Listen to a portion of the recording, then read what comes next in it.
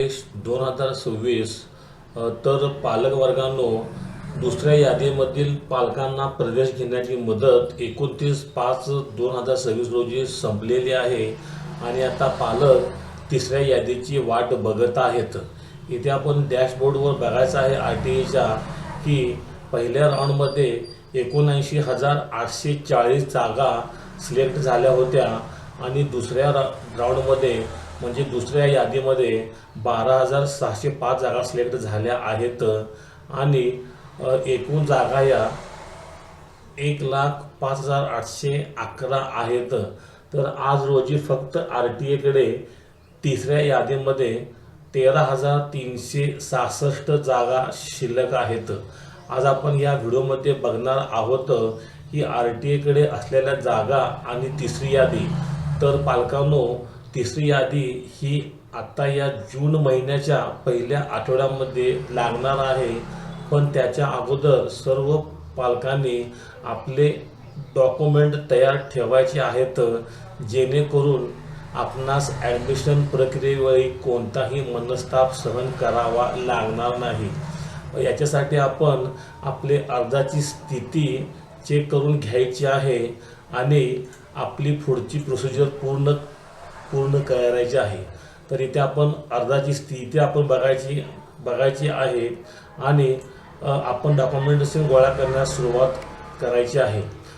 इथे आपण परत एकदा बघायचं आहे की जो आपला इथे एक डॅशबोर्ड आहे, तर RTIकडे टोटल जागा ह्या 1,05,811 होत्या आणि पहिली यादीमध्ये 79,840 पहिल्या यादीमध्ये 79,840 जागा ह्या वाटप झाले होते आणि दुसऱ्या यादीमध्ये 12,605 जागा ह्या वाटप झालेल्या आहेत। इथे बघायचं आहे RTIच्या टोटल जागा ह्या 1,05,811 आहेत।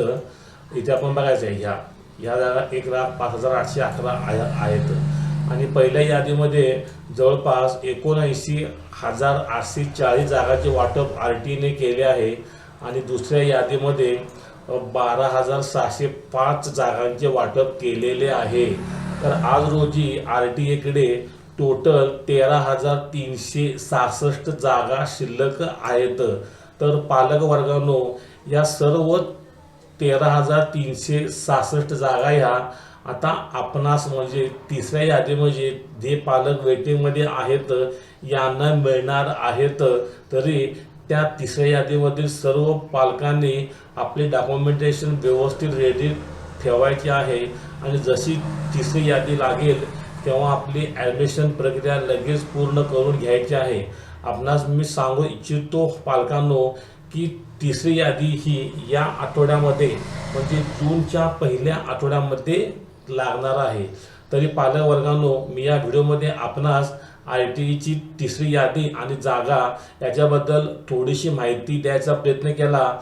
ही माहिती आपणास आवडली असेल तर माझ्या चॅनलला सबस्क्राईब करा आणि कमेंट करा, लाईक करा आणि शेअर करा। धन्यवाद, थँक्यू।